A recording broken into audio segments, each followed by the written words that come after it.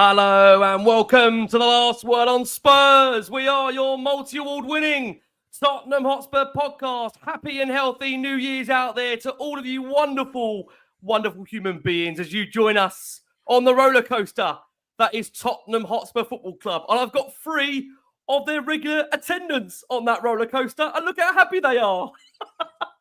If you're listening for the very first time, you can find us on iTunes, we're on Spotify, we're across all major audio platforms. Of course, on X, we're on Instagram, we're on Facebook, we're on Blue Sky too. And we are here back to talk all things Tottenham ahead of Newcastle United to come in the Premier League. And I must just flag a comment that has come into the show very, very early on. And this will be purely, I must just say, apologies for the listeners on audio. You don't have to worry about this. If one thing is actually quite good, we actually get the shows out to audio listeners quite quickly. But for the watching audience that wait, I just feel for those. Joel here says Spurs have more chance of winning a treble than Ricky has starting on time. And Joel, you do win comment of the week. Congratulations to you, my friend. And I say healthy, happy new year to you and your family. And I say thank you so much for all your support for the shows. And many keep telling me they're character building. That's what they are. They're character building. Like I said, I've got 3 regular returning top tier guests to Last Word on Spurs here to break it all down. I've got King of X, Billie T, back in the house. I've got the wonderful Paul Newman, journalist. Listen, the man himself, Jason McGovern's back in the country, and he's already saying to me, get me on with Paul. Jason, I'm making it work, but you told me you want to avoid the transfer window, so I'll work that one out. And I've got the brilliant Jonny Hamme. He'll be with us for the transfer window, which 2 days in, it's Spurs, isn't it? It's Spurs. We're waiting to get going. We're waiting to get going. Bill, anything to tip us off with already? Anything exciting happening? No, all I've heard, mate, is apparently about the goalkeeper situation is that Archie Gray's impressed there at training, so he might be our next goalkeeper sorted. They're raving about him behind the scenes. Absolutely raving about him behind the scenes. N17 raving about him. Listen, like I say, thank you so much for joining us. And look, we're going to get into this one. A lot to talk about on this show, where we are in terms of specific targets, what we make of course, going into a big, big game against Newcastle United. I'm going to open, if I can, with Paul. Paul, love to see you back on there. I've been told, Paul, take this as you will, many see you as a calming voice of reason in the madness that is supporting this football club. Look, I think many will agree it's another big, big game for Spurs going into the weekend against Newcastle United. You know, barely a year on from taking the most amount of points of any manager in the first 10 Premier League games.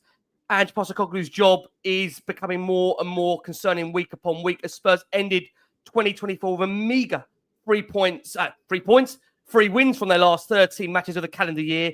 And since hitting 5 against Southampton without reply in mid-December, Spurs have just accrued 1 point from a possible 9 meetings since. Look, we look at that, obviously, Liverpool, Forest and Wolves in there too, which Spurs did. You could maybe argue, did we salvage a 2-2 draw given our injuries? I mean, it's been a tough last few weeks, Paul, as a Spurs fan.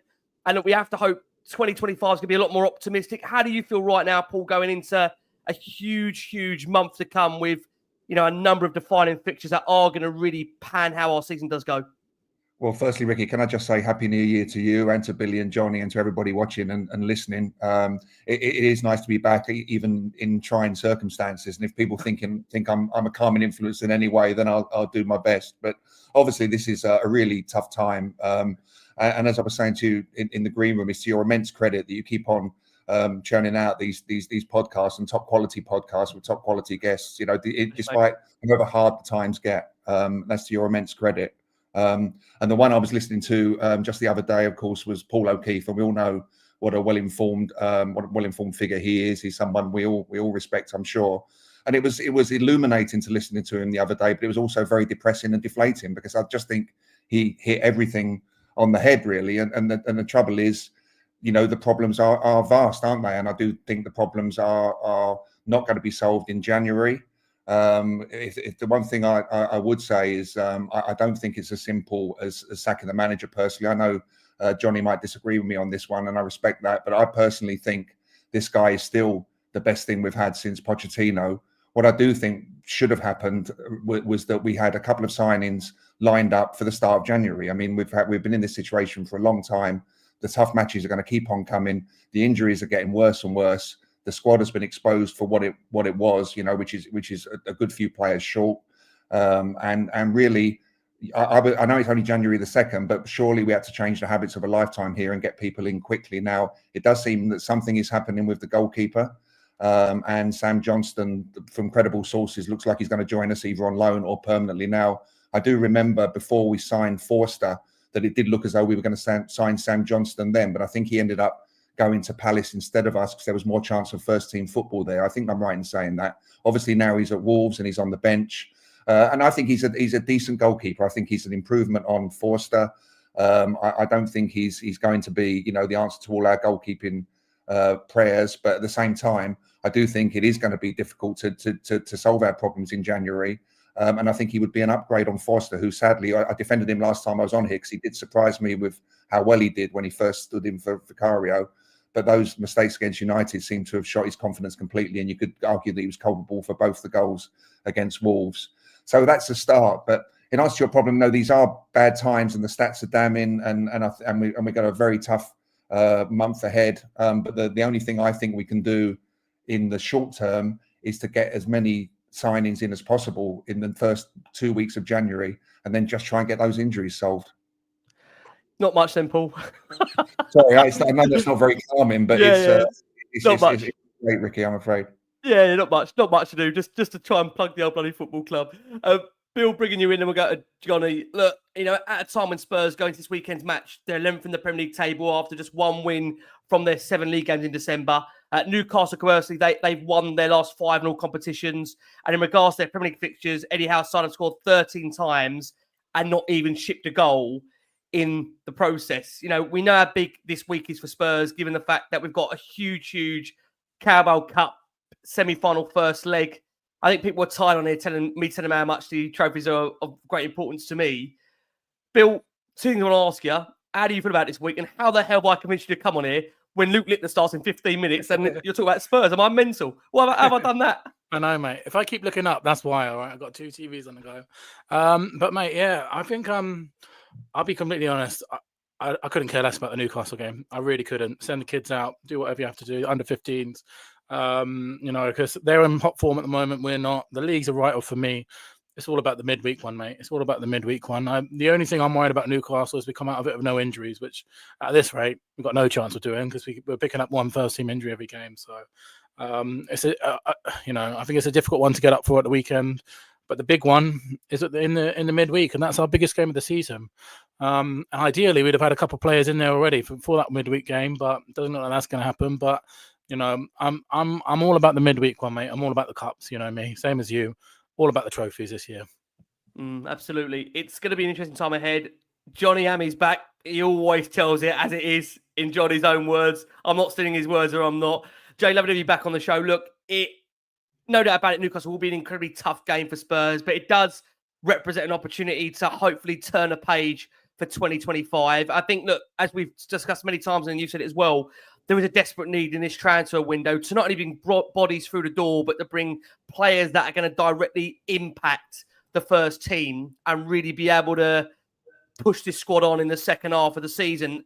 Postecoglou admitted this time last week that he and technical director Johan Lange will be doing everything in their power, pushing hard to bolster the numbers to give his overused players an opportunity to really have some more depth about this squad coming into the second half of the season. Jay, are you quite surprised? I know we're only 2 days in and people might say, God, you Spurs fans, you aren't patient. Are you surprised, Jay, that we haven't already seen players coming through the door? Yes, we've had links and we'll bring them in shortly, but surprising that we haven't already acted in this market given our situation at the moment? I've been a Spurs fan for far too long. What I would say is that top clubs have a plan of succession. Maybe Brighton's not the best example, but they have a plan of succession for everything. If they're going to lose a player, they will only sell that player if they have an able body to step into his shoes. I'm not quite sure what Lang and the rest of the crew have been doing for the rest of the summer, since the summer, should I say, because the left-back situation, the left centre-back situation, the goalkeeper situation is something I've been talking about for, 18 months, roughly. And I find it just incredible that, we should even be having this conversation, because the fire should have been, they should have been having all this tied up with their, the talks go on preliminary talks go on way before the transfer window opens. But I must say, on a positive note, this is the best 2025 I've ever had as a Spurs fan. Totally agree. And compared to last year, I'm going in full of optimism, and I expect nothing but the usual Tottenham Hotspur to carry on from where we left off with the crew that are there now. But I'm with you and Billy. The most important thing for me is a trophy.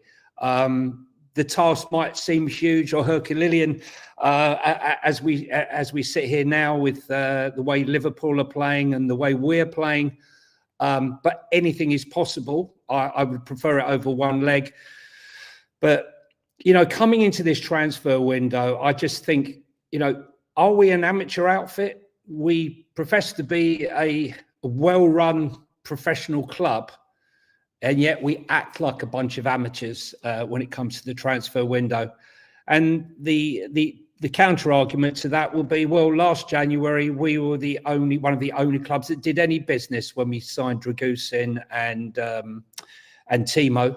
And previously, the best January transfer window we've ever had was Bentancur and Kulu, which really completely probably changed our whole trajectory of the team.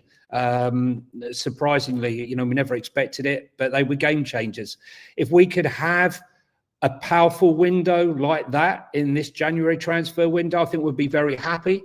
But I think the likelihood of that happening is very, very slim.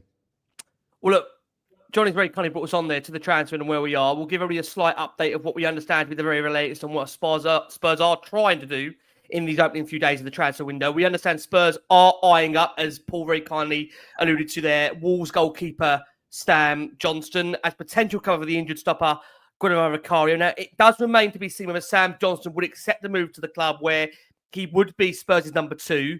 Now, as we know, Vicario did fracture his foot during that 4-0 win against Man City. And as things stand, he is going to be out still for quite a lengthy period. So the idea of adding Sam Johnston to Spurs' squad would be, as we understand, for him to be immediately featuring as the number 2 and for Fraser Forster to take a back step and return back to the bench. When I think when we say this, that with all due respect, that probably was meant to be Fraser's predominant role rather than actively having to play games. And I think, I just wonder, Paul, the nature of the goal that we conceded against Wolves at the weekend, not to go completely back on the game, but the nature of the second goal that we concede probably, for many out there does, hopefully at the board level and scout level, make our mind up. We need to act fast ahead of what we've called that Liverpool game, beyond the Newcastle one, a massive, massive one in Spurs' season. I think, again, we shouldn't underestimate how big the Newcastle game is, given our league form right now and the fact we don't really want to be dropping more points in the league and putting ourselves in a deeper concerning position than what we are right now, Paul. Is that fair?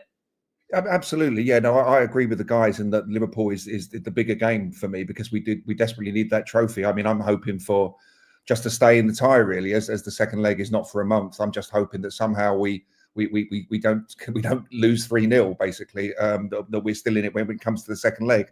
On Forster, I mean, I'm afraid I think he's become the goalkeeper we feared he was going to be when he has stepped in for Vicario. Now, again, we all knew going back to the summer that he wasn't good enough as a number 2, or it was a risk to making number 2 an injury to Vicario, and we're in trouble. And I think he's been very nervy since the mistakes against United.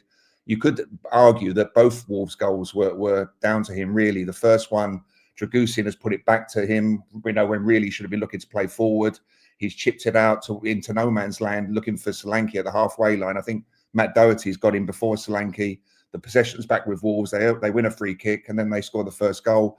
The second one, I can't really make my mind up to. When I first saw it, I mean, I sit in the northwest corner, so it looked like a fantastic finish to me, an unusual finish. But you look at it, you look at it again, and you think, well, how's he getting beaten at his near post there?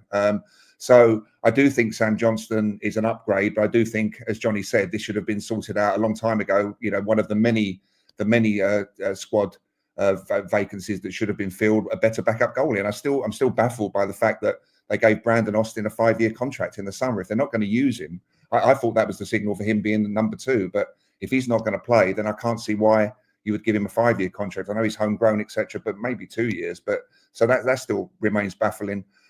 Johnson's an upgrade.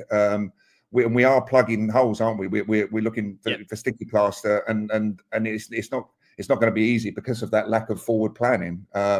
And the next one we'll come on to, obviously, is we desperately need a left back, because Destiny could be out for as long as 10 weeks. Again, something that should have been dealt with a long time ago. As Johnny said, there's no succession plan, and it seems I'm personally not prepared to write Johan Lange off just yet. I thought Solanke was a good signing. I had no issues with Gray and Berreval, and I think they're going to become two outstanding players. Gray, I think, will become an outstanding player sooner rather than later. But obviously, we needed a lot more. Now, whether Johan Lange's hands are tied, I don't mind bringing in some good young players. I don't mind trying to upgrade the academy, which we've done now, because we were losing good players from the academy. And if we hadn't done that, I think we'd have lost Mikey Moore before he signed a contract at 17. But so many glowing inadequacies in the squad. And at least if Johnson comes in the next couple of days, that's one of those bits of sticky plaster placed on the wound.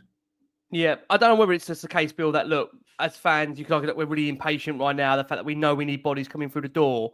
I've even seen, like I say, some criticism for Sam Johnston, but I must just say, look, he's 31, so in no respect to Forster, he's got some years on him. And look, you could argue maybe as a goalkeeper, that's not always a great thing, because keepers do mature with age. But I think, it's all respect that Johnson has got a bit more movement to him.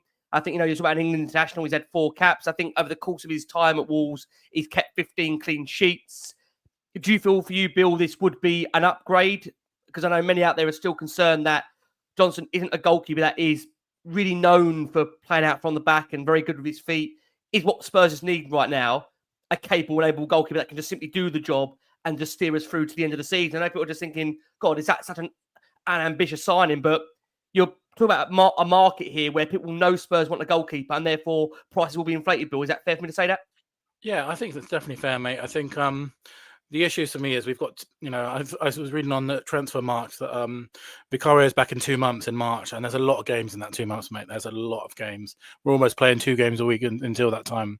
So, it's almost like we're talking about 15 games without Vicario still or something, which I think is really, really difficult. So we can't be playing Forster in those 15, 16 games, whatever it is, because, we've seen from the Man United game and the game at the weekend, he's deteriorating in confidence and deteriorating in performance at an alarming rate. I agree with Paul. I think, when we first got in the team, I thought he was one of our best players for a spell, but I think since that Man United game in particular, his confidence completely shot. So we have to get a body in quickly. And I guess Johnson ticks the boxes in there. He's homegrown, he will come. It's an easy deal to do. My question about it, though, is if we're now suddenly this transfers that use a data-led approach, what is the data around Sam Johnston which has led to him, or is it just because it's an easy deal to make? It's just an easy player that we can get through the door. Because if we're looking at a data-driven approach, which is what we keep shouting about from the skies, it doesn't seem to me the data is linking him to being a goalkeeper that can play out from the back, which is massively, massively important for us. So I do have questions about the fact that is this a data signing or a convenient signing? And is a convenient signing, just another one, which, like Timo Werner, are we going to regret it a little bit later down the line? When we could, really go and splash out for a proper decent keeper now, or is that an impossibility in January? Who knows? But I'm happy enough, mate. I'm happy enough, and I'm hoping. My biggest thing is we can't be going into this crucial period of the season with Forster in goal, so at least it stops that. Jay, in your opinion, is he a direct upgrade for you on Fraser Forster, Sam Johnston? Is he an upgrade in your opinion? Well, listen, look, the tree has got to play in the next remaining two games in Europe. He has been a solid oak in a few of the games, but then his branches fell off, and he's been a bit calamitous. But listen, look, I'd like to propose that we ban the word backup, because I think a team with ambition doesn't talk about backups. They talk about competition for places. No one should have the God-given right to say, well, that's your position. Okay. At left back, I about 18 months ago, I was talking about Hincapié coming to the club. And so I said, well, why would he come here? He's a starter. No, but why can't he be a competitor? And I spoke about this, the goalkeeping crisis, as I called it, in the summer, when you've got the way goalkeepers play right now. they're more in contact with playing out from the back with attackers. And so you've seen this massive rise in injuries amongst goalkeepers. And it was written in the stars that at some point, look how many goalkeepers have been injured in the Premier League in the last year. And it was bound to happen. I didn't understand, like Paul said, why they gave Austin a 5-year contract. They've got Whiteman there, who's a DJ and a part-time goalkeeper. And I'm not quite understanding. I'm not quite understanding what's going on there or the mindset. We've got 2 fantastic young keepers in Josh Keeley at Orient now, and Gunter. 2 great young keepers. So whether or not the mindset of Johnson is to bring him in just to fill a gap until, for a year or 2 until the kids are ready. But what's concerning me, what Billy mentioned there about the data-led. Now, from what I'm told, things are slightly different to how they were done before, whereas the data team would provide data to identify players. From what I've heard is that Langer's coming with players and asking the data team to provide data on said players, which I think is a complete waste of time. I mean, what's the point of that? Do you really need data to find Sam Johnson? Seriously? I mean, a data-led approach, as like Billy was saying, would have found another Italian keeper or a Slovakian keeper, or if you're going to spend £8 million on a keeper, find one that isn't 31 years of age and is struggling to get a game, or I've forgotten his name now. What's his name now? Michael Zeta or Zetteretti or whatever his name is, from Wolfsburg, Werder Bremen, I think it is. He's not one to set the world alight. Just questions about it. It just smacks of amateurism. I'm sorry. This doesn't seem planned at all. It really doesn't. Sam Johnson's a really good shot stopper. I really liked him, as I mentioned to you before we came on air. I liked him about 5 or 6 years ago.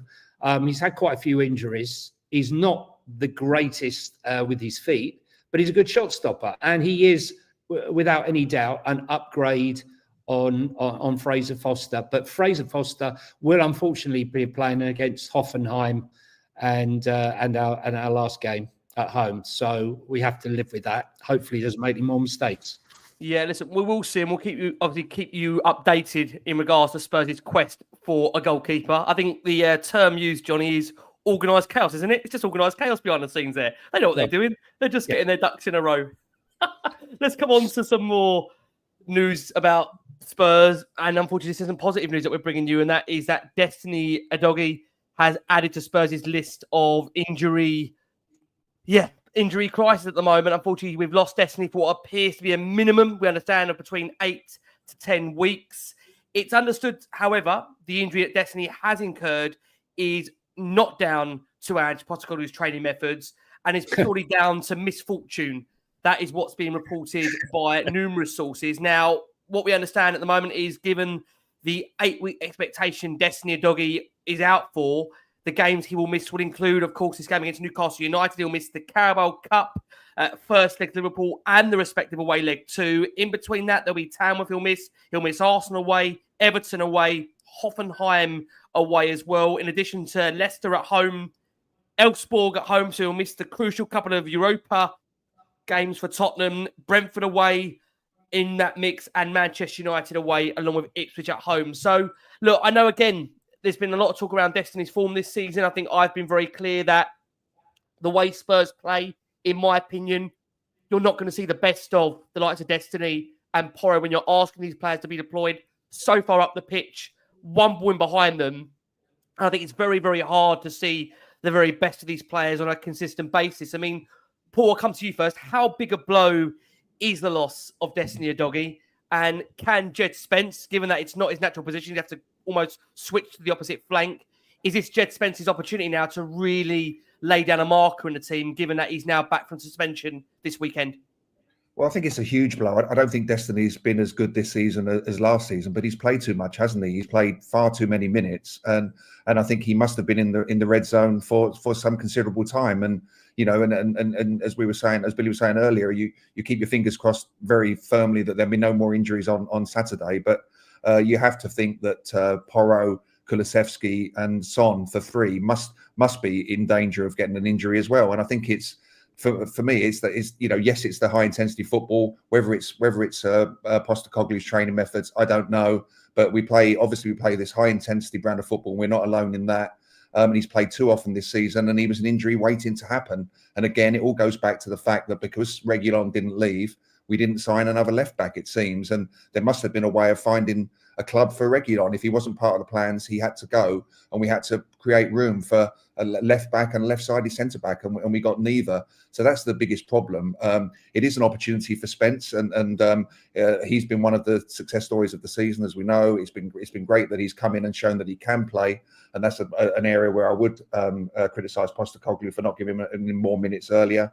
He's shown that he can really be a valuable member of this squad, and I also think he looks just as good on the left as on the right. Actually, I know he's naturally right-sided, but he seems to work very well on the left, cutting inside, inverted again. Which we like at least one of our fullbacks to be. So yes, he'll get his chance now, and he'll get an extended chance. We're going to need Reguilon if we're not going to sign another left back. And again, the lack of planning would suggest we're not. So Reguilon will have to back up Spence for the next 10 weeks. And he can't play in Europe, of course, and nor can Spence. So you've got a big problem there for the two European games. But it's a big blow, and the injury list is ridiculous proportions. It is, whatever we put that down to. And there are a number of factors. I think it's just ridiculous. And this is another. It happened right in front of me, and I saw him walk off. And like everybody else, I'm just shaking my head, saying that that's another. It's another big blow. You knew it was going to be a serious one straight away. And even if he's not been at his best this season, he remains a very talented young player, I think, and someone we can't really afford to do without. Jay, you haven't hidden the fact for you that there's a bit more of a bigger concern around the number of injuries, and the frequency of injuries, right? I think you've been very, very clear that you feel there's something a bit more sinister in the way in which we seem to be picking up these injuries and the training methods that are being deployed. But by the fact that we're hearing reports this is purely down to misfortune, the player is stating, rather than it being anything more than that. What are you buying to that for you, Jay? One is misfortune. Two is strangely misfortunate.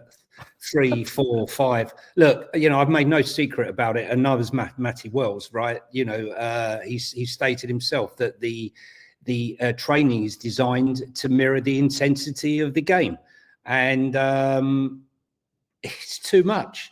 You often hear. I remember Poch having conversations where he said, I'd like to do certain things during the week, but with the intensity of 3 games a week, we can't really do that. The players need to rest. We need rest periods when you're playing 3 times a week. I don't believe that they have this.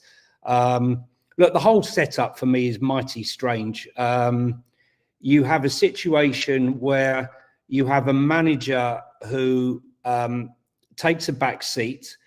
He likes to watch training, either on the sideline or via his CCTV cameras.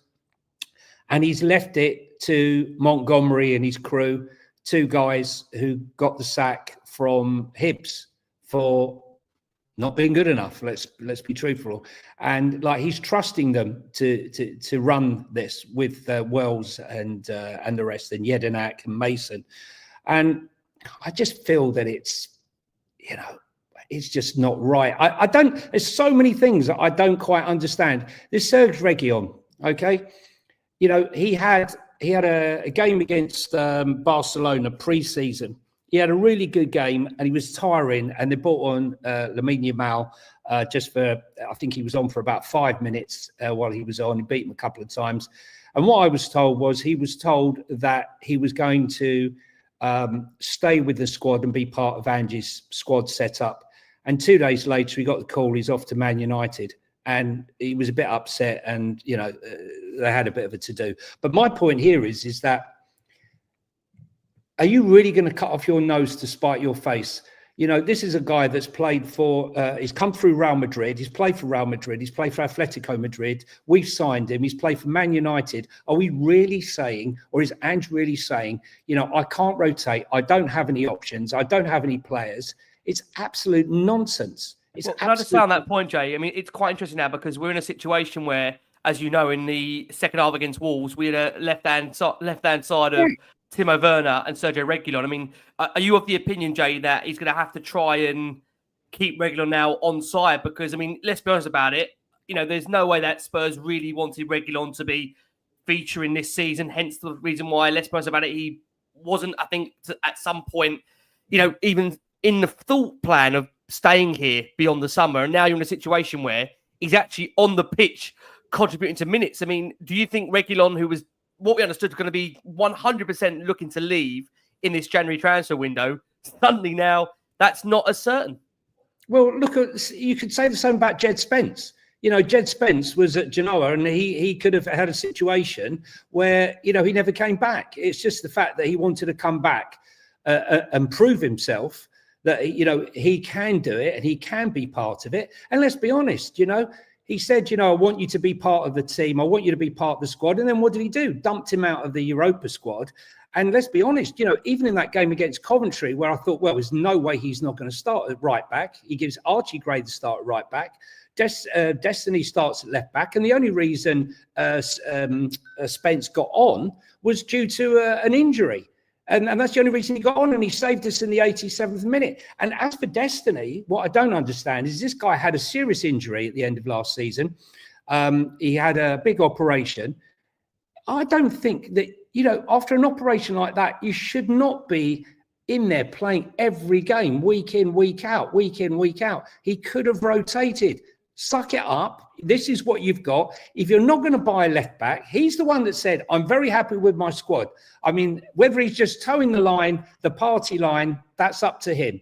But, you know, when you're going to tell me you're happy with the squad, and I can clearly see we're missing a left back, a left centre back, and, you know, we all know any injury there when we're in trouble. And now we're in major trouble. We really are. I mean, we're thinking that we can't wait for Super Ben Davies to come back and rescue us.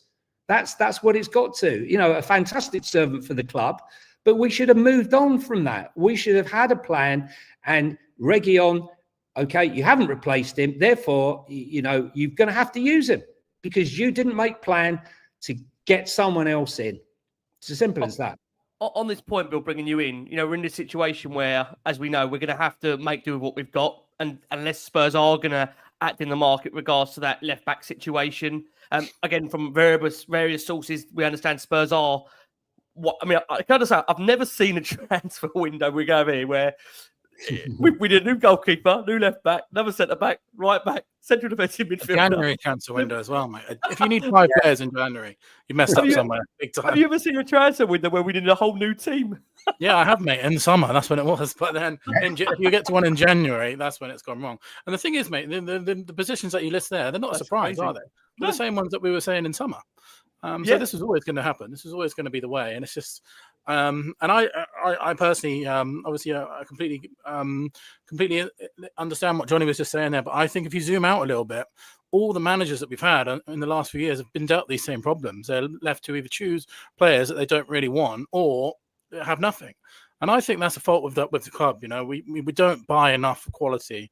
And, you know, there's always the old adage, if you buy cheap, you buy twice and that kind of thing. That should be one of our club mottos, mate, because, you know, how many times we tried to get like a stock left back or something and it's not been good enough.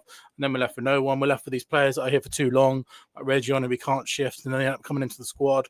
I think the much bigger problem is that we don't give our managers enough help in the transfer markets consistently. And that's the problem that we've got again. And, you know, we went into summer knowing that we need another left back, knowing that we need another goalkeeper, knowing that we need another midfielder. We didn't do it. And then 6 months down the line, we're not only massively hurt from that, we're in the same position again where we need to go and spend. I've never known a January transfer window where we need this many signings. You know, summer window, you can just about get away with it maybe. But a January transfer window where you need a handful of players, it's unacceptable, I think, mate. When you're saying a handful, Bill, I think I could give you an argument where we need a player for every position in a team. I don't think I think you could easily argue that, which is in a January is crazy. What would have happened if we'd sold Reguilon? Do you think, honestly, we would have had the same situation as we had when we sold Davinson Sanchez? Now, whatever you think about Davinson Sanchez, right? Yep. One thing is, in a high line, is probably the only sort of setup where he could actually have a chance of doing something because of his pace. But we sold him. We didn't even have any chance of a replacement. And what happened? We had the injuries, and yet again we were suffering. We didn't have anyone. It's eat, sleep, repeat. What do we think in terms of what we're going to need? I mean, is there an argument that we are going to need, Paul, swinging it back round to you here? When you look at defensively, this is maybe a silly question to ask you. What if we ended the window tomorrow? What in your opinion would we have had to have done to make you feel comfortable going into the second half of the season for us, not only defensively but overall? What do you feel we need for you to be in a position where we can try and get this league form back on track, and of course have a good crack at the cups? Well, as we've been saying, I think it's 4 or 5 players minimum, isn't it? It's a goalie, it's a left centre back, it's a left back. It's another attacking player, as somebody said, to end the game on Sunday with Reguilon and Werner on the left side is another damning indictment. I do think if Reguilon could have been persuaded to leave in the summer, or if they could have found a club for him, I do think they would have brought another left back in on that one. I know Sanchez was sold after the window closed, but in that case, they felt they had more cover, I think, in that position. But it happens to every manager. We never back a manager, and we're not going to get elite players. We're not going to get elite managers with this ownership, are we? Because this is happening time and again. No manager is backed strongly enough. No manager is given the squad that he needs. And unless they show that they're going to back Postecoglou in this January window, I just think we're never going to attract anybody decent again. We know before we signed, we recruited Postecoglou as manager. Arne Slot turned us down. We had these fun and games with, did we approach Nagelsmann or didn't we approach Nagelsmann? All these elite managers, they will distance themselves for us. Lovely stadium, lovely training ground or not. And the same will go for players if we go through another cycle of just trying to get by in January. So I think the only option to us, even though the problems run so much deeper and the problems, should have been solved in the summer, the only way we can possibly try and get through this is to bring in 3 or 4 more players in the next week or so, and these guys should have the capacity to do that if they're doing their jobs properly. Yep. I want to say that we've got some good news to bring you, but I'll let you take the news however you want to take this news. We are hearing reports out of Germany. The message from RB Leipzig is clear. Timo Werner will not return to the club. Werner would be one of Leipzig's highest paid players if he was having his loan to be cut short. And the club have absolutely no interest in paying that sort of salary to a player who doesn't have a place in the club's plans. Now, Leipzig are already resigned to the fact that they already have been told Tottenham will not sign Werner permanently, even if he will see out the season with Spurs, which, I mean, that tells you where Leipzig are on this debate and where Spurs are really on Timo Werner, who, to be fair to him, look, it has been a difficult last few weeks for Timo Werner in a Spurs shirt. And I'm sure we'll agree also watching him for us has been difficult as well. And just to kind of summarise where we are in terms of the latest snippets, in terms of transfer news, to bring you right up to that as far as we have it here. We do understand there has been, Alistair Gold has reported, some interest in Will Lancashire, who I know Johnny has personally spoken on a number of occasions that we haven't really seen him feature in a Spurs shirt, that sometimes they're even ready to see if they could sign him permanently. But Tottenham's injury problems mean they see any move really being difficult to make this window. There is an expectation that young Spurs defender Tyrese Hall may potentially head out on loan later in the window if the club can find the right destination and the right fit for the player, with interest being shown from Championship, League One and League Two. There is also interest in the likes of Jamie Donnelly, who's got a superb free kick at the weekend for the O's, and Josh Keeley from clubs further up the pyramid, then later on as things stands. Richarlison, there are reports that are coming out this week in Brazilian media that he has absolutely no desire to leave Tottenham during this transfer window. I do wonder why. I wonder why when you're earning what Richarlison's earning per week. I wonder why. Spurs have also reportedly been in touch, and take this as you will, internal negotiations with AC Milan for defender Fikayo Tomori. One to keep an eye on because Spurs do want a centre-back this month. We have seen there's been tentative links also to Jack Grealish, but any move at the moment is led to believe to be wide of the mark, given the, I believe, 300,000 per week Jack Grealish currently finds him on. Not only just that, Spurs have also got a situation where they are going to have to keep an eye on players that at the moment are in the final 6 months of their contracts and can already start speaking to foreign clubs about a potential pre-contract agreement ahead of the summer. They do include Heung-min, who at the moment, I think it's fair to say, Sonny has found it hard to find his top form in a Spurs shirt. That could be both down to system, along with his own present form, which hasn't been the Sonny that we know he can be for sure. Sergio Reguilón also in those final 6 months. I mean, it is crazy that we're sitting here talking about Sergio Reguilón maybe playing a pivotal role for Spurs in these coming months, given the fact that he was one of the first names you would have expected to have seen heading out the door of this January transfer window. So that now looks a lot more uncertain. Ben Davies, another name who has entered the final 6 months of his contract, although there are reports that Spurs are looking to tie Ben down for a further year. And Spurs will also have to make a decision when it comes to Fraser Forster's future. And, suddenly Fraser, who was really becoming a regular in a Spurs shirt, as we've discussed in these last few weeks, now suddenly that may change with the news that Spurs are looking to sign Sam Johnstone or a goalkeeper as an alternative to him that will come in and have an immediate effect. It just feels at the moment, I mean, Bill, there's a lot of moving parts at Spurs, isn't there? You've got the situation around the fact that we desperately need incomings to come in. And may I just say as well, not just incomings, we need quality players to come and actually have an impact on the first team. And then you've got this situation with regards to the likes of Heung-min, Ben Davies, who, look, no matter what you think about Ben Davies, whether he should be or should be not after 10 years at the football club, he has given his absolute everything. And I think it's a pretty damn indictment where we are that Spurs, again, are kind of now waiting for Ben Davies to come back because they need another genuine centre-back that can give him an option. I mean, what do you feel, Bill, at the moment when it comes to a lot of these moving parts in terms of incomings, outgoings right now? I tell you what I feel, mate. Everything that you just said does not speak to a club of competence, does it? It speaks to chaos and badly managed, mismanaged chaos. A well-run club does not find themselves in these situations where we need to sell players that don't want to leave and we can't get rid of on big contracts. The likes of Reguilón and Richarlison are just the next in a long list of players that we've had. Lo Celso and Ndombele that we had to pay to get rid of. Richarlison will probably be the next one. Of course, he doesn't want to go. He doesn't want to go to Saudi. He wants to stay here in London, earning, not playing a single game of football at the moment. I think we need to be a bit more ruthless as a club. We need to be ruthless, get these people out the door. And it shouldn't really be an option sometimes, I think. Just get rid of these players, man. Just get them gone. Because I think that if you want to be an elite club, you have to be a bit ruthless sometimes. I think we've got a club legend sat in a complete limbo at the moment in Heung-min. I'm sure the club will probably trigger the 1-year deal, but this whole situation feels a little bit off to me at the moment. I think my personal opinion, I know there's a lot of people that disagree with this on Twitter, but my personal opinion is that Heung-min should be able to stay at this club for as long as he wants. I think he's given us enough, both on the pitch and off the pitch.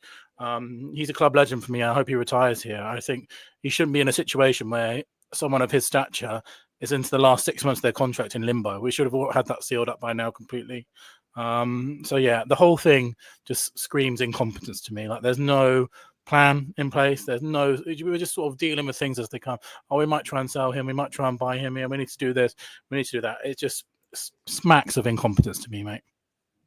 Apart from that, you're fairly positive, Bill, about the window? Yeah. Jay, I can't remember. I'm going to Jay here to get a pick-me-up. I must be mental.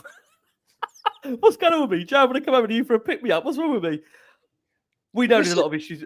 Look, we've got to keep Ben Davies. Who else will run the book club? He's the guy who's out there giving them the books to educate them. Without him, you laugh and joke, but Ben Davies has been one of the most consistent centre-backs we've had this season. That's a damning indictment, isn't it, of where we are right now? Listen, I've been out there. I've been criticising him over the years. I have to take it all back. He's been a model professional.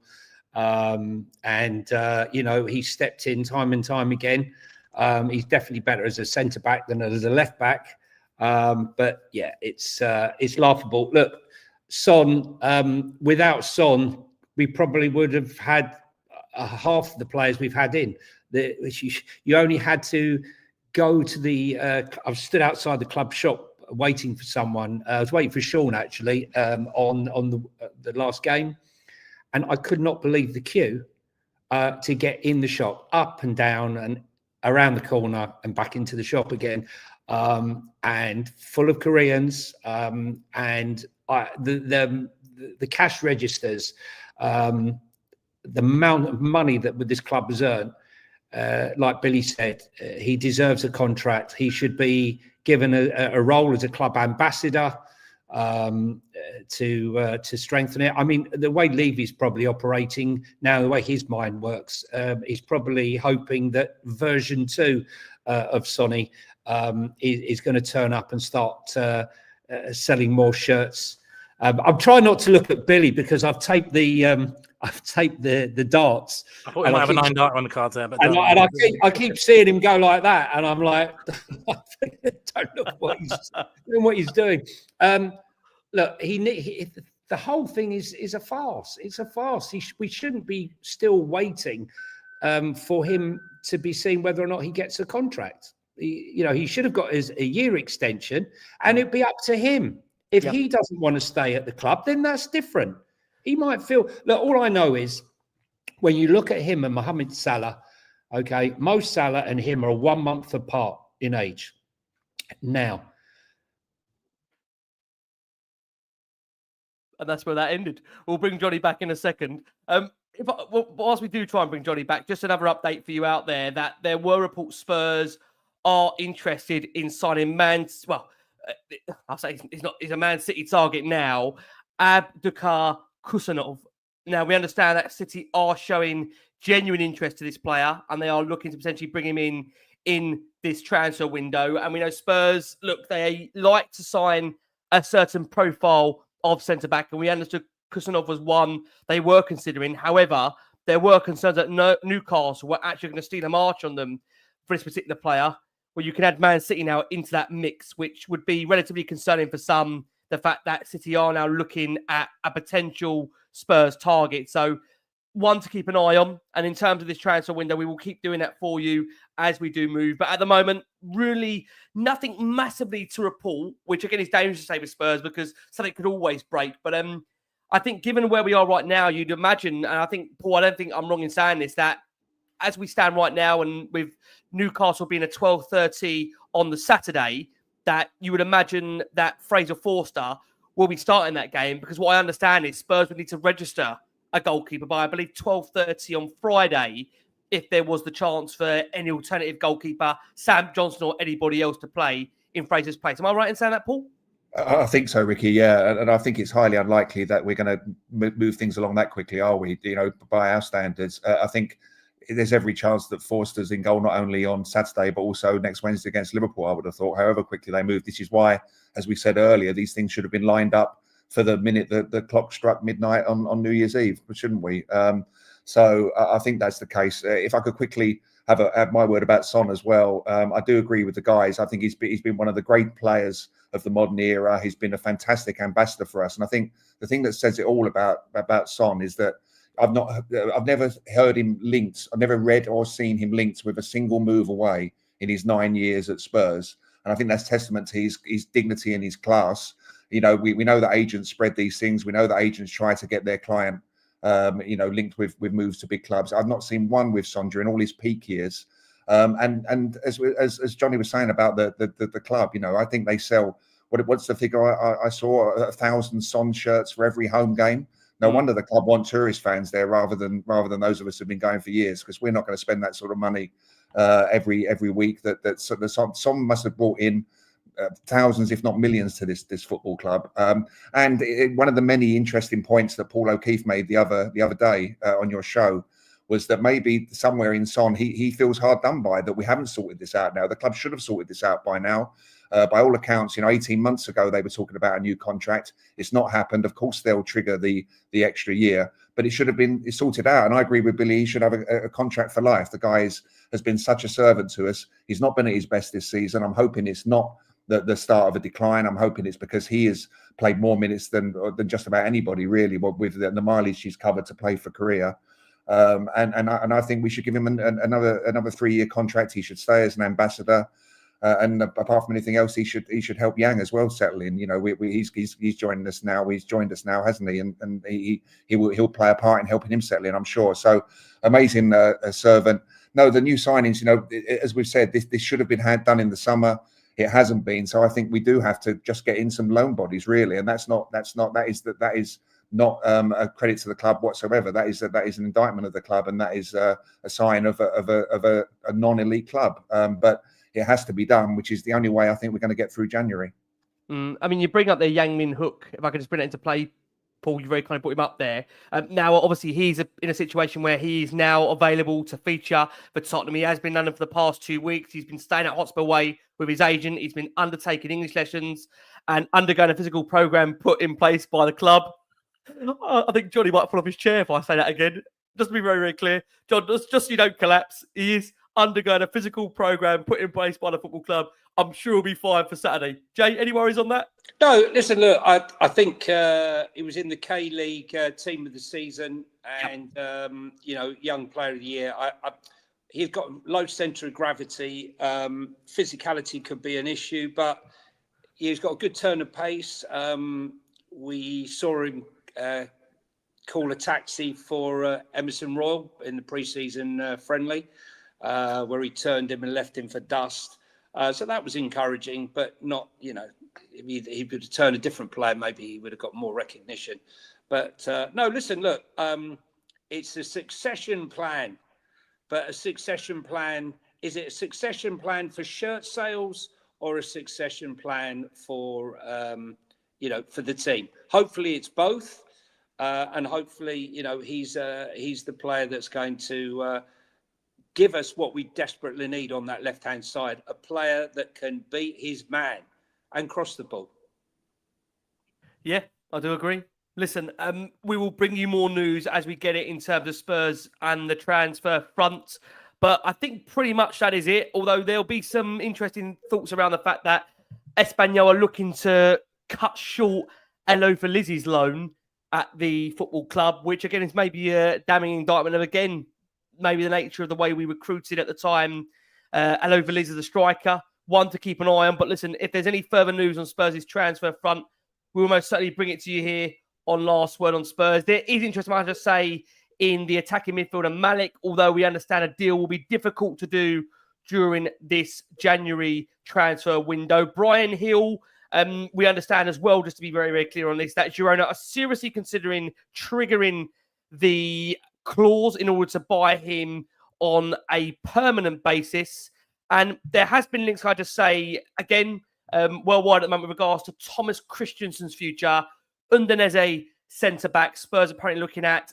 Bear in mind that this is a guy that we understand is on the cusp of a call-up to the Danish first team. So look, we'll bring you more news as we get it. What we are going to do, we're going to turn our attention to Newcastle United to come. Huge game for Tottenham. 12:30 p.m. kickoff for our UK watchers and listeners around the world. For our, again, worldwide audience, it'll be a bit later in the day for you wonderful people.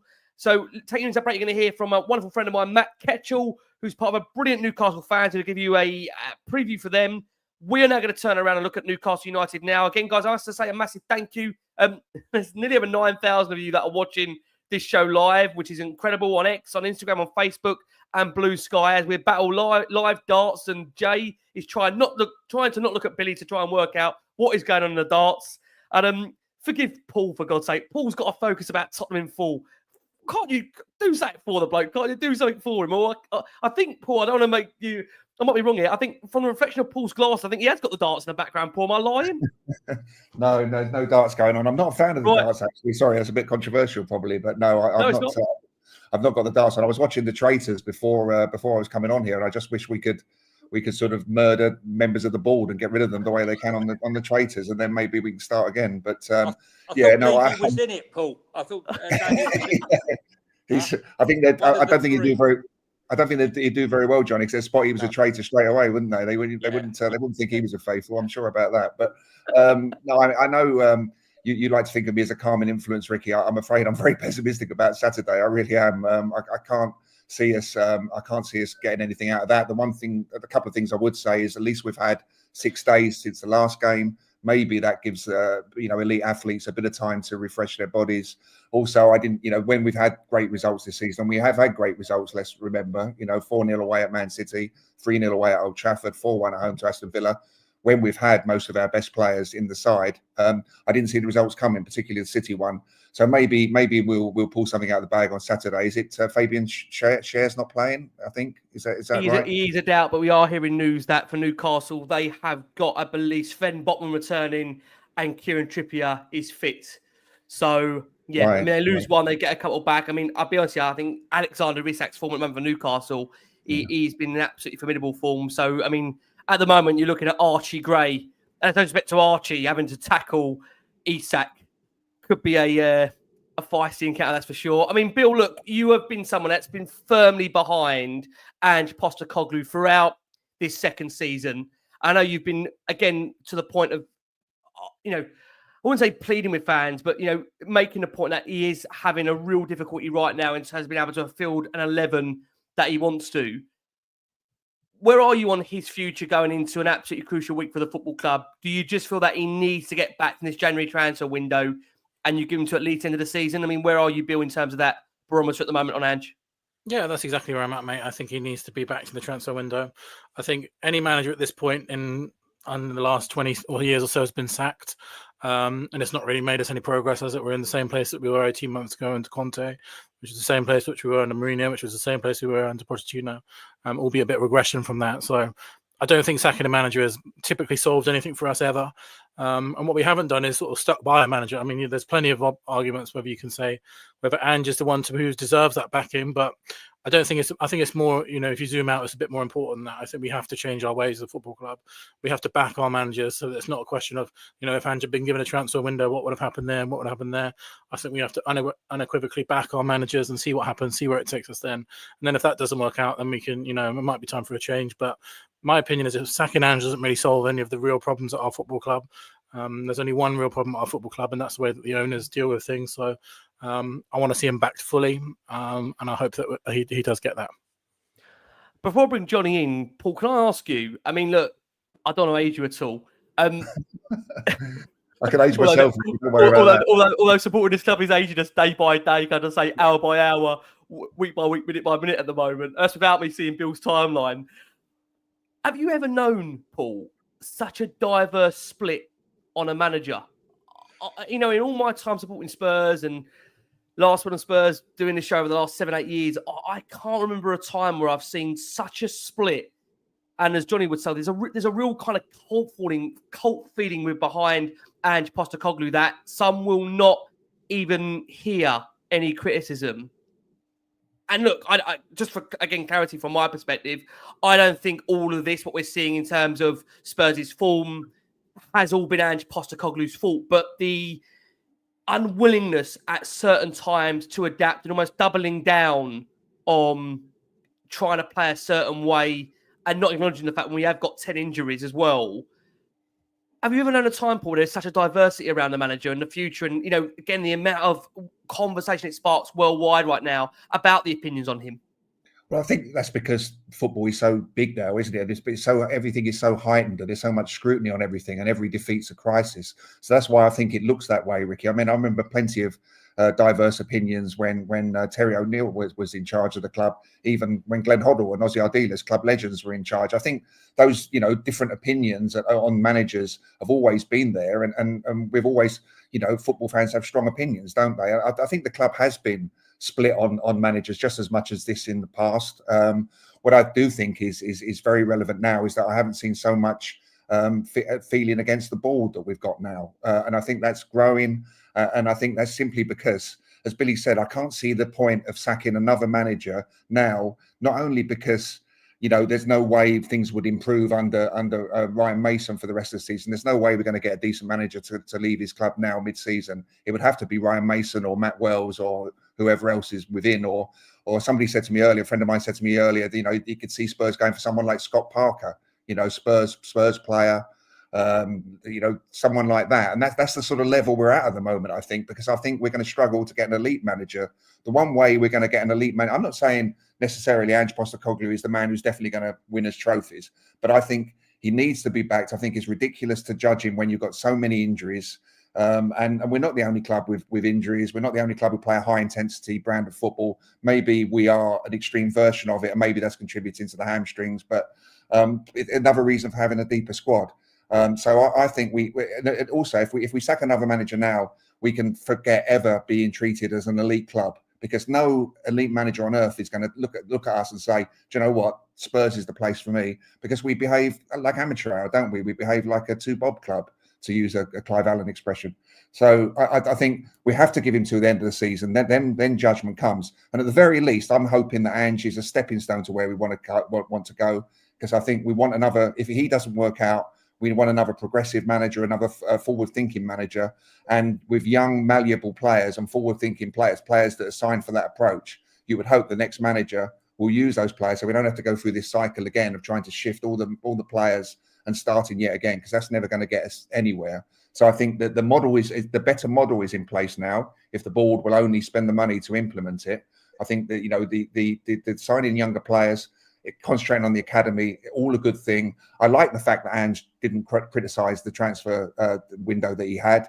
I think your manager has to take it on the chin and give out give out a positive message. I don't think it's in anybody's interest for him to say, do you know what, I could have done with 3 or 4 more players, like Antonio Conte would have definitely done, and like Jose Mourinho would have definitely done, because that just spreads negative feelings within the squad to begin with. So who knows if he was completely happy with that squad in the summer.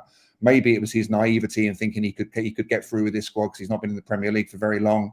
But the last thing we need now is more upheaval, I think. And until we can get new owners, I think this owners have got to start behaving like a proper elite football club.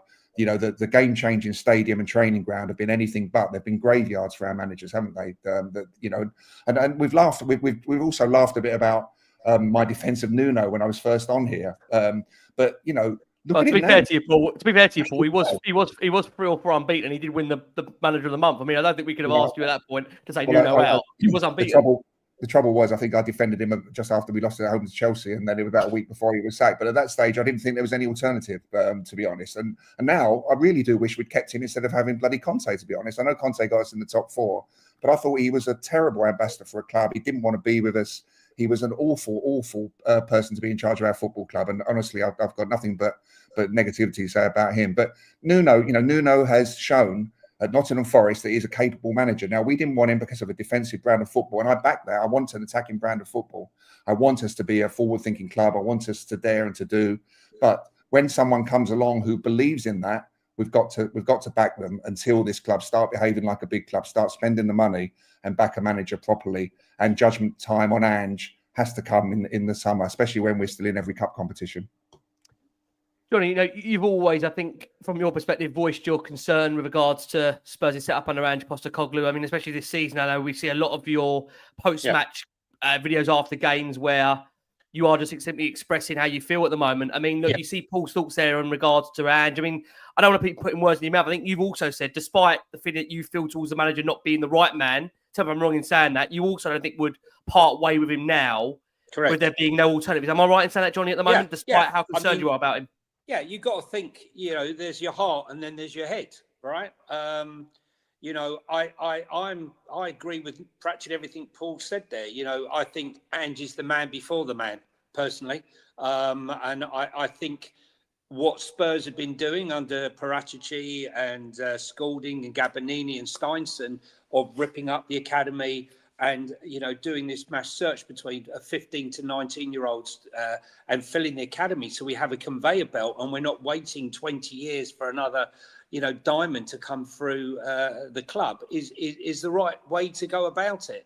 But, it was meant to be a 2-pronged attack, developing the academy. So we had this conveyor belt, but also bringing in top players, young players for the now. It's funny you said that, Paul, about Nuno, because Nuno wasn't allowed to bring in his number 2 that's worked with him all over the place. You remember we were talking about top people bringing their men all around the world. Now, it's funny, isn't it?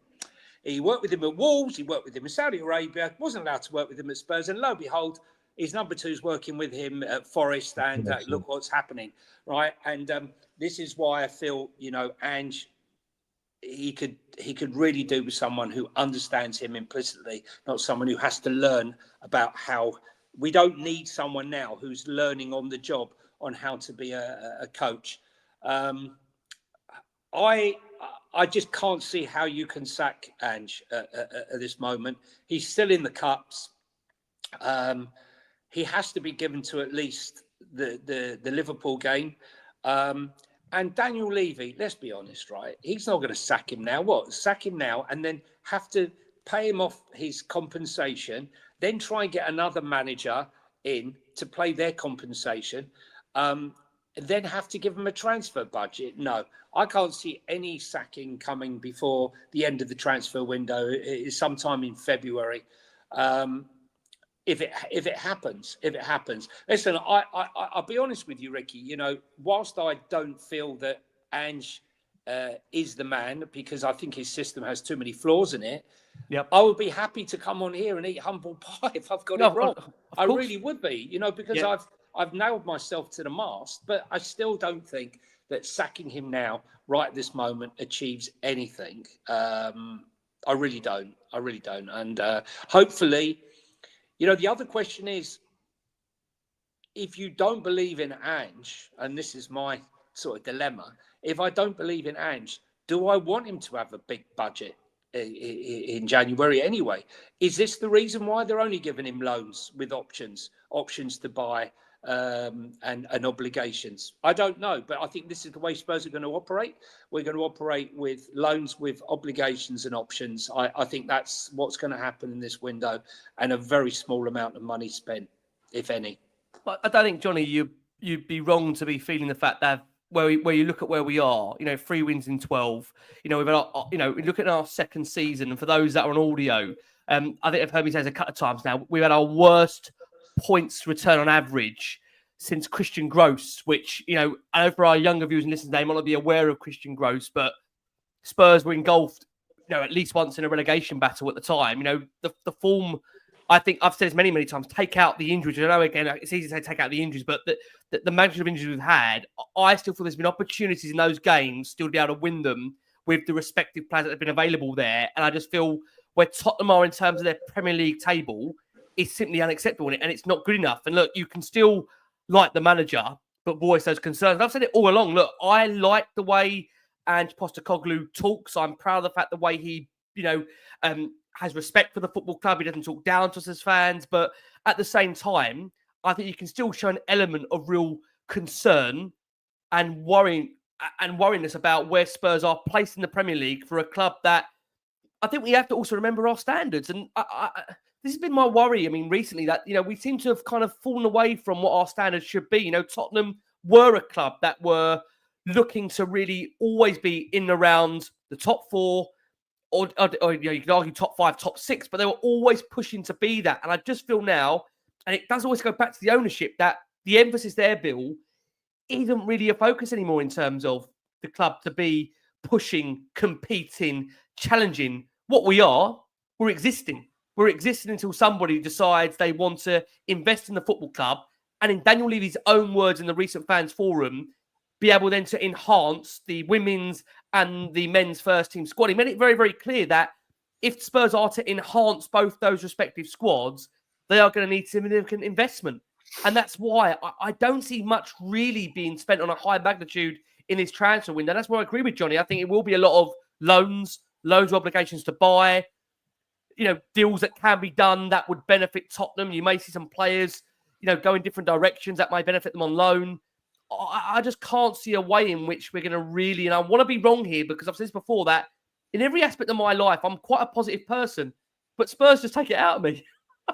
They just absolutely drain me. I mean, what do you see, Bill, here that's going to maybe change things around? I mean, is Ange going to get the players he wants that's going to really have an uplift in our league form? Or do you feel the league form is going to be what it's going to be right now? Are we on course for a 10th, 11th place finish and it all being cups or bust, Bill? Well, listen, I've always said for the last few seasons that, you know, I'm very happy to completely bin off the league in favour of trophies. And it looks like we might be getting that. But at the moment, you have to think that our league form is so bad that is that going to also translate into the cup games as well, which is a real serious concern. I think the context of what is going on in the time that we are, the place that we are as a club now, is particularly frustrating because, you know, we've been in the stadium for this will be our 6th year in the stadium now, and we're no better off than what we were. And we were promised that the stadium would change the game for us and be a game changer. The game's not changed at all. In fact, you could probably argue that it's got worse. We're certainly not a better team than we were in our last season in that stadium. We're certainly no closer to competing for trophies. And in that period of time, but top four was a bare minimum for us. We were competing for the league, and competing for consistently for trophies as well. So we haven't got better in the stadium. If Ange goes, that'll be 7 managers that have managed inside the new stadium in 5 years, which is an incredible number. That's over 1 a year, which is insane. But my concern is, mate, I'm like you. I'm a huge optimist. No manager has ever turned it around from this point for Tottenham under Daniel Levy, and I'm starting to think now. Bar Conte, but obviously was back in that January window. Yeah. But I'm starting to think I don't see a way forward with this. I don't know. I'm starting to think that I don't think any manager can work under these conditions and that Levy puts people in. I would love Ange to be the guy that does it, but I likened the other day to being in a garden. You in gardens, you look for sort of your green shoots, which are positives about Ange, and weeds, which are your negatives. I think at the moment our garden is overflowing with weeds, and it's difficult to see difficult to see a way out at the moment, mate. I just think for any manager to have any form of relative success, which, to be fair, success for me is trophies, in which even Pochettino didn't deliver. What Pochettino did do, just to be clear, is that he got the absolute maximum out of a number of players in the squad. And in my opinion, right now, I haven't seen enough on a coaching level to see the progression of players. And look, don't get me wrong, in the last year, I'd probably say Brendan Johnson's improved in terms of his goal input. Dejan Kulusevski's improved, but again, he's been moved from wing to centrally, which, to be fair, Decky's been calling for a very, very long time. I would have hoped to have seen more at this stage when it comes to the improvement in individual players. Again, Bill, you'll remember under Pochettino, he had a number of players inside the England squad in their respective international squads, and you saw a progression week upon week. Yeah, I think it was 5 players at the time we had under Pochettino in the England squad. I think for me, mate, it's got to be all or nothing on the Europa League. I think as I've been saying every time I've been on here, because Liverpool over 2 legs is a very daunting task. Then we probably have to play Arsenal in the final with our current injuries.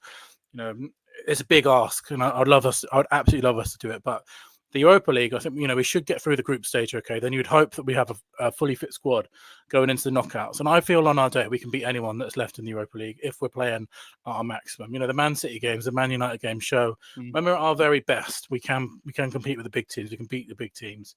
So that's what I'm praying for, mate. I'm just going to pray for that Europa League. If it doesn't come off, then we're back to square one. But for me, I'm a gambler. I like to gamble. I'm putting all my chips on the Europa League. I'm going all in. Well, listen, let's go for predictions for Newcastle. We'll start with Johnny. Johnny, Newcastle, home, 12:30. What are we going to go for, Jay? You'll be there, I'm sure. I'll be there. I'll be up there nice and early. Hopefully, I'm still in the days when the final whistle goes, waking up. I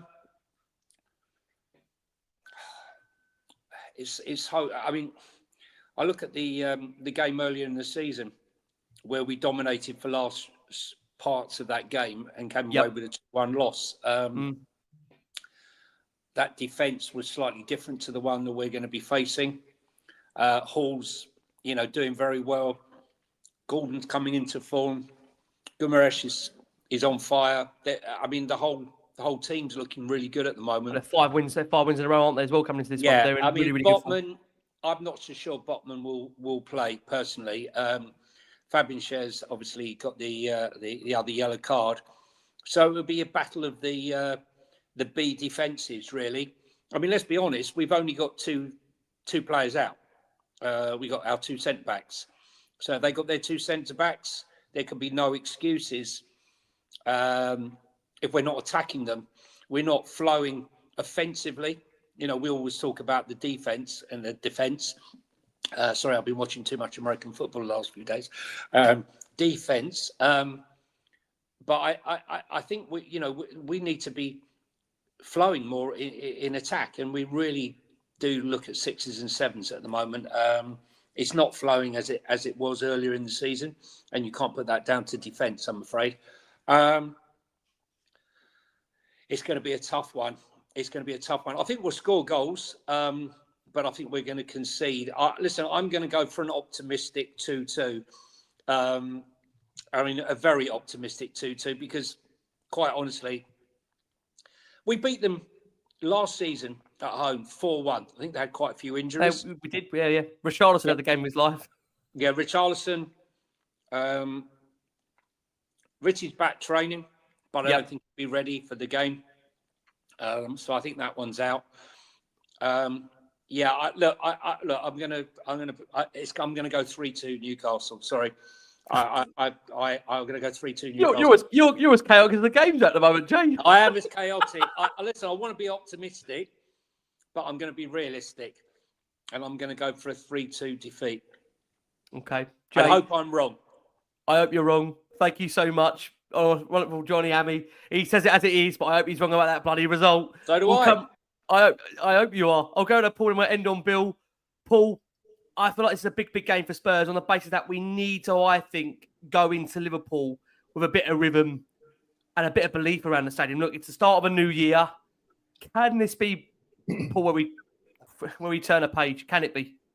Well, as I said earlier, I do fear the worst. I'm afraid. Talking about the stadium, actually, I don't think the atmosphere has been too bad. It's not turned toxic, has it? It's not turned toxic against the manager and the players, which I think is quite important. Actually, you don't mind the Levy chants, but I always hate booing to hear booing at the Lane, even if it's half time or full time, whatever the score is. And we got a bit of that again on Sunday. But there may be some apathy. There may be a bit of people are resigned to what we're going through at the moment, but it's not turned toxic, and I think that's a good thing. I'm hoping that the fans get behind the team on Saturday.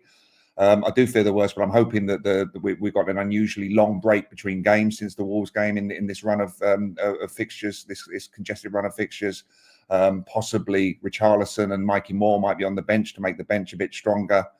I've never ever predicted against my side, so I'm not going to start now. So I'm going to go for a 3-3 draw. Paul, Paul make me look bad. Well, I was going to say a defeat, but I thought I've never done it before in my life, so I don't want to start now. Really. Well, I'll make you both feel 2-2. Can I? I'll make you both feel a bit easier. Billy's had the call, and we've lost Bill. So Bill was going to read out his prediction, so he can't even take any offence for his prediction. Bill has also gone with a 2-2, and you know what? I think, I think at the moment, would a 2-2, be a good result on the basis that Newcastle are 5 games, on a winning run. Spurs, although they've obviously got that point against Wolves, need to somehow go into Liverpool with a bit of confidence. I'm not suggesting that I'd want a 2-2, but maybe some would argue to take a 2-2 just to have a bit of belief going into the Liverpool game. But look, let's be honest about it. The league form does need to be addressed. You do worry the fact that the longer and longer we go without winning in the Premier League, the more and more teams below us are starting to pick up points. And suddenly you don't want to be in a situation where you're looking more over your shoulder than what you are ahead of you. So, look, it does feel like it's a crucial month for Spurs in, of course, the Premier League. But look, it is a defining month for Tottenham in terms of all of their cup competitions. Again, we've got a huge couple of games to come in the Europa League. Of course, we've got that massive game in the, massive game double header, of course, in the Carabao Cup. I'll just finish with this. Paul, and I'll go to Johnny and Paul to end it. Johnny, this next month, is this a defining month in our season? I can't see how you can say it isn't. 100% it's our defining month. We had a horrendous 2024, 16 losses. We know all the stats. Yep. We've read them out here, Ricky. If we start 2025, with losses at Newcastle, losses at and the only win we have of any substance is Tamworth away, I don't think that will be. I think the fuel, the fire under Ange will be so great. I think he'd have a lot of trouble putting it out. But listen, we've seen it before. Just when you think it's all over. Yeah.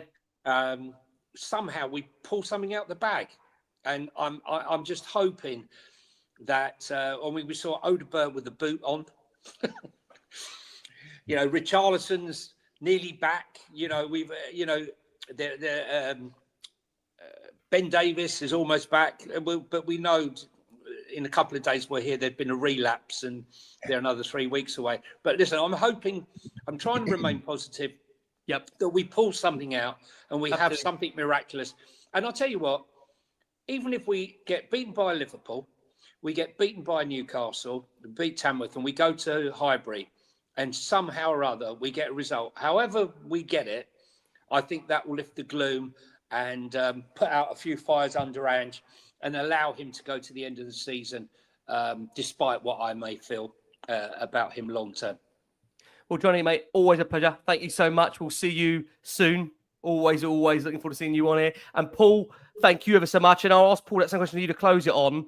You've, again, very, very clear, you've made it clear your stance at the moment. You don't see any benefit in sacking Ange Postecoglou. Do you feel we will see an upturn in results in what is a massive defining month for this football club, with a big January where we'll know very, very quickly how far we can progress in all these respective cup competitions, and of course our league from which needs picking up? Well, thank you again for having me on, Ricky. It's always a pleasure, even the most trying of circumstances with this team puts us through. It is a defining month for our season and probably for Ange's reign. I'm very pessimistic about some of the games we've got coming up, but I do think if we're still in all the cups at the start of February, and we've got to still be in the League Cup at the start of February, haven't we? Because the second leg's not till February the 6th. But as long as that game, I'm actually now pleased the first leg is at home. So I just want us to stay in touch. There's no Sarr and Maddison. They're suspended, aren't they, on top of all the injuries? So let's get a draw out of that one, or a narrow win. Let's somehow stay in touch for the second leg. If we're still in all the cups in the start of February, that means we'll have got through to the Europa League next stage, hopefully without a playoff. We're still in the FA Cup. We've still got a chance for the League Cup final. Then I think we've got to just take a few rough league results. I don't think we're ever going to get in trouble in terms of, we haven't mentioned the R word tonight, have we? We're ever going to get into a relegation scrap. No. I was trying to keep it positive, Paul. I didn't even read out the stats. I've brought out relegation, haven't I? But no, I don't think it's ever going to get that bad. So I think it is all about the cups. And if we can somehow scrape through, and if we did get something at Arsenal, then fantastic. But stay in all the cups, keep the faith, and get some players back and buy some players. This should act like a big club. And then hopefully we will be looking at a little bit more positively this time next month. We are actually closer to relegation than we are to top four, but don't let that, affect Don't let it worry you. Don't let it worry you. Yeah, we're still better than Man United. We're still better than Man United. Yeah, we Absolutely. are. That's Nothing the to worry saving about. grace. That's the saving grace of the season. Man Absolutely. United are a bigger embarrassment. That's for sure. Yeah. I've got to say a massive thank you. Look, the wonderful Billie T joined us. I was also joined by the superb Jonny Hamme and the brilliant Paul Newman. Guys, we have been the last one on Spurs. We wish you again a very healthy, a happy new year. Can Spurs turn the page for 2025? We'll be there to see if they do. From myself, from Paul, from Jonny, from Billy, we have been the last one on Spurs. Keep safe, keep well. And as always,